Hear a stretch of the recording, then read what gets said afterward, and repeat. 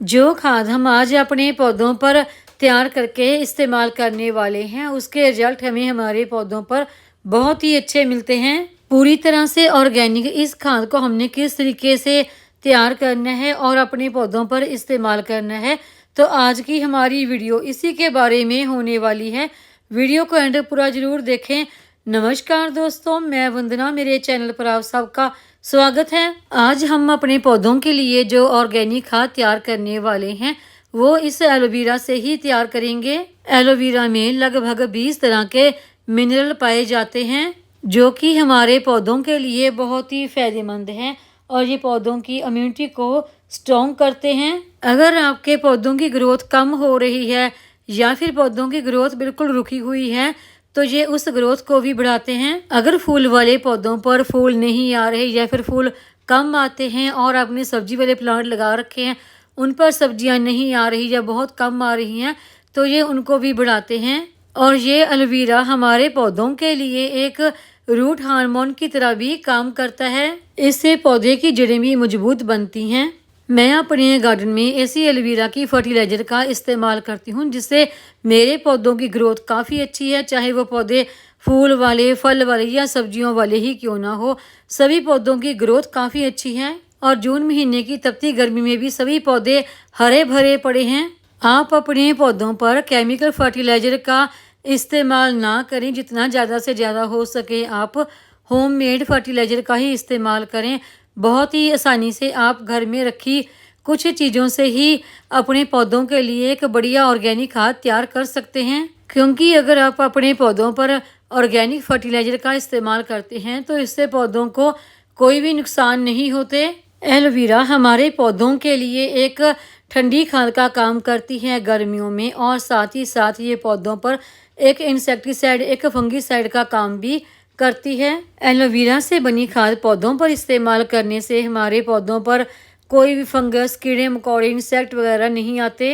तो चलिए अभी हम कुछ एलोवेरा की पत्तियां लेकर उनसे खाद बनाना शुरू करते हैं। एलोवेरा की इन पत्तियों को हमने बिल्कुल छोटे छोटे टुकड़ों में काट लेना है खाद तैयार करने के लिए। एलोवेरा के ये टुकड़े हमने तकरीबन 1 मुट्ठी के आसपास लेने हैं।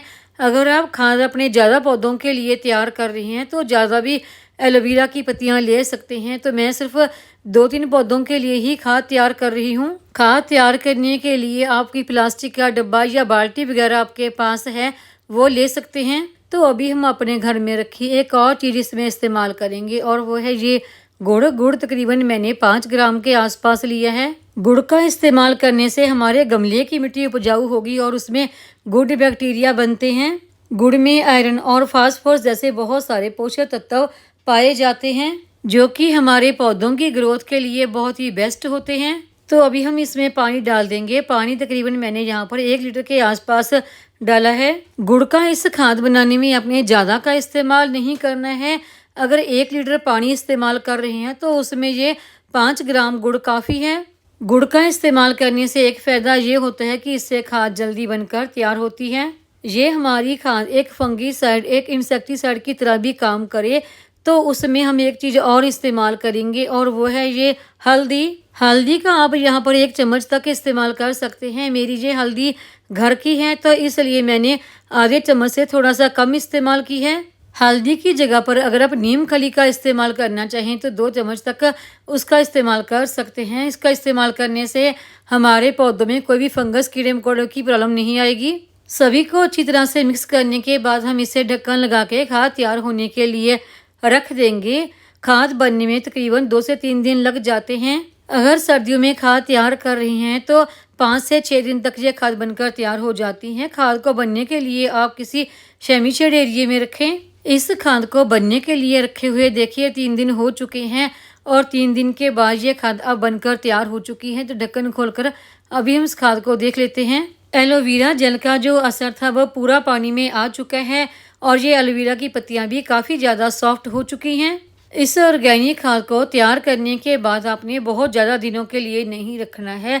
3 से 4 दिनों में ही आप इस खाद को अपने पौधों पर इस्तेमाल कर लें। इस खाद को हमने इसी तरह से अपने पौधों पर इस्तेमाल नहीं करना है बल्कि इसे छानकर ही इस्तेमाल करेंगे। और जब भी इस खाद का हमने अपने पौधों पर इस्तेमाल करना है तो हमेशा शाम के समय ही करें। सुबह के समय या दोपहर के समय इस खाद का अपने पौधों पर इस्तेमाल बिल्कुल भी ना करें। खाद को छान लेने के बाद ही हम इस्तेमाल करेंगे। जितनी आपने खाद इस्तेमाल करनी है उतनी आप खाद छान कर ले सकते हैं, और जितनी आपकी ये खाद है इसे आप 3 से 4 गुना तक इसमें पानी मिक्स कर सकते हैं। कोई भी खाद आपने सीधा ही अपने पौधों पर इस्तेमाल नहीं करनी, हमेशा पानी मिक्स करके ही इस्तेमाल करनी है। खास तौर पर गर्मियों में तो जरूर ही पानी मिक्स करें।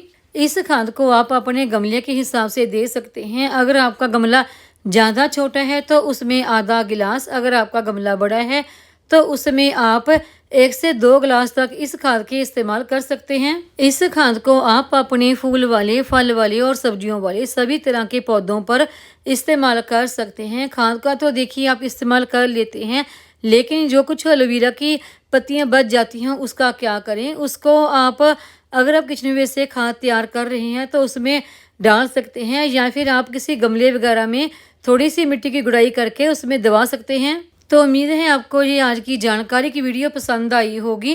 वीडियो पसंद आई हो तो वीडियो को लाइक, सब्सक्राइब, शेयर और कमेंट जरूर करें। बेल आइकन को दबाएं ताकि मेरी आने वाली हर नई वीडियो का नोटिफिकेशन आपको मिलता रहे।